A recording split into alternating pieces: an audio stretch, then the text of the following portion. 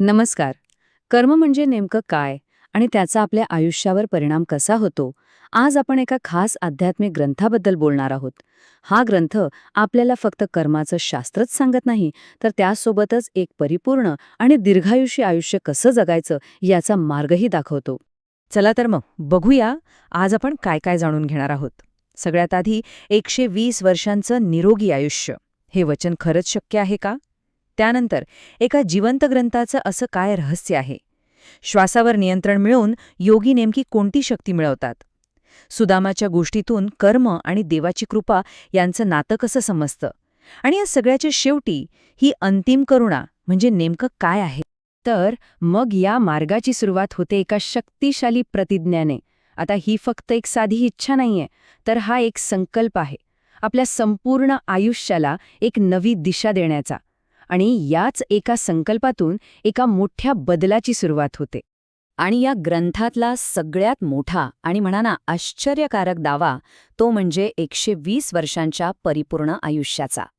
आणि हे फक्त जास्त जगणं नाहीये नाही, तर गंमत अशी आहे की हे वचन सांगतं की कोणतीही मोठी सिद्धी वगैरे न मिळवता एक अगदी सामान्य माणूससुद्धा इतकं छान अर्थपूर्ण आयुष्य जगू शकतो. तर हा ग्रंथ सांगतो की ही प्रतिज्ञा घेणं म्हणजे काही फक्त जास्त आयुष्य मिळावं म्हणून केलेलं नवस नाहीये.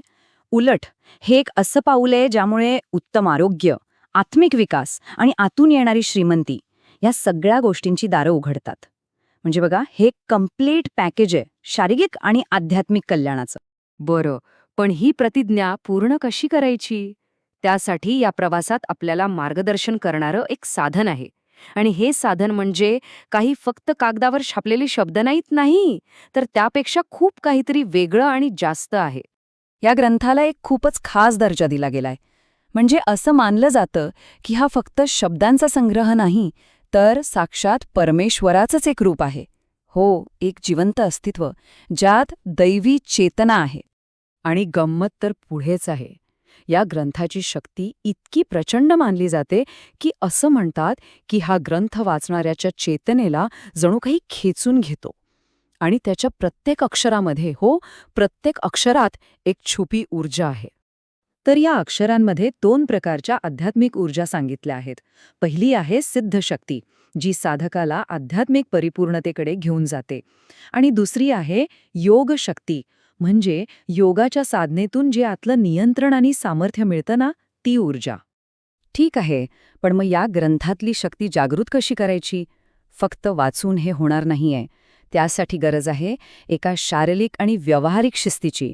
आणि तो मार्ग म्हणजे श्वासावर नियंत्रण मिळवण्याचा, म्हणजेच योग्याचा मार्ग. तर बघा, एक योगी श्वासावर ताबा मिळवण्यासाठी 3 पायऱ्या वापरतो. पहिलं म्हणजे आपली सगळी इंद्रिय बाहेरच्या जगापासून बाजूला करून शांत स्थिर करायची. मग येतो कुंभक, म्हणजे श्वास आत किंवा बाहेर रोखून धरण्याची प्रॅक्टिस. आणि यातूनच त्याला ती आतली शक्ती आणि मनावर पूर्ण कंट्रोल मिळतो.